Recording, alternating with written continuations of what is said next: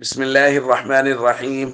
عن جابر رضي الله تعالى عنه قال قال رسول الله صلى الله تعالى عليه وسلم: من أكل من هذه الشجرة المنتنة فلا يقربن مسجدنا فإن الملائكة تتأذى مما يتأذى منه الإنس.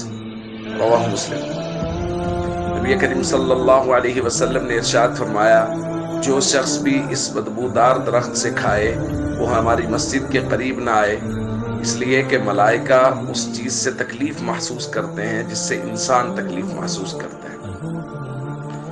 دوستو، مساجد کے آداب کا بیان چل رہا ہے، اور ایک ادب مسجد میں جانے کا یہ ہے کہ کوئی بھی بدبودار چیز استعمال نہ کی، سگریٹ وغیرہ، اسی طرح کوئی بھی ایسی چیز یا کوئی ایسی سبزی استعمال کر لے جس میں بدبو ہو، تو پھر بھی مسجد میں جانے کا حکم یہ ہے کہ مسجد میں نہ جائے۔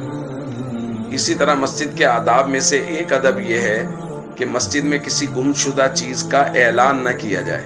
نبی کریم صلی اللہ علیہ وسلم نے فرمایا، جو آدمی مسجد میں اعلان کرے اس کے بارے میں کہو لا ردہ اللہ علیک، اللہ تجھ پر اس چیز کو کبھی بھی نہ لوٹائے، یعنی یہ تیری چیز کبھی بھی نہ ملے، اس لیے کہ مسجدیں اس کام کے لیے نہیں بنائی جاتی کہ وہاں اعلانات کیے جائیں۔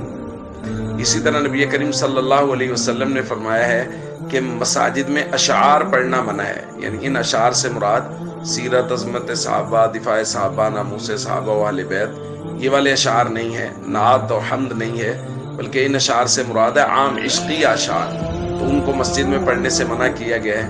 اسی طرح مسجد میں بے شرا کرنے سے منع کیا گیا ہے، اور جمعہ کے دن جمعہ سے پہلے حلقے لگا کر بیٹھنے سے نبی کریم صلی اللہ علیہ وسلم نے منع فرمایا ہے۔ تو اس لیے ہم سب کو چاہیے مساجد کے آداب کا خیال کریں، اور ہم کوشش کریں کہ مساجد کے ساتھ اپنا دل لگائیں اور مساجد کی ضروریات کا خیال کریں۔